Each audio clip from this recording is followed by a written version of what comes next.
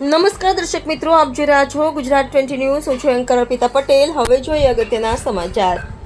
ધોળકામાં petrol pump પર અફરાતફરી, બપોર પછી વાહનોની લાંબી લાઈનો, નાગરિકો પરેશાન. ધોળકા શહેરમાં આજે બપોર પછી અચાનક પેટ્રોલ પંપ પર ભારે ભીડ જોવા મળી હતી. શહેરના મુખ્ય પંપો પર બાઇક અને કાર ચાલકોની લાંબી કતારો લાગી ગઈ હતી, જેના કારણે કેટલીક જગ્યાએ ટ્રાફિક જામ જેવી સ્થિતિ સર્જાઈ હતી. ઈંધણ મેળવવા માટે લોકોને લાંબા સમય સુધી રાહ જોવી પડી રહી છે, જ્યારે કેટલાક સ્થળોએ ગેરવ્યવસ્થાના કારણે ધક્કામુક્કી જેવા દ્રશ્યો પણ સામે આવ્યા હતા. અચાનક ભીડનું કારણ શું?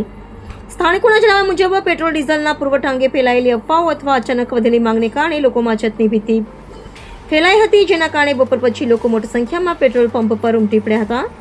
નાગરિકો દ્વારા માંગ ઉઠી રહી છે કે પ્રશાસન તાત્કાલિક સ્પષ્ટતા કરે અને પેટ્રોલ પંપ પર યોગ્ય વ્યવસ્થા ગોઠવે, જેથી આવી પરિસ્થિતિને કાબૂમાં રાખી શકાય. દર્શક મિત્રો, ગુજરાત 20 ન્યૂઝને લાઇક, શેર, સબસ્ક્રાઇબ કરો, બેલ આઇકન પ્રેસ કરો, જેથી આપને નોટિફિકેશન્સ મળતી રહે.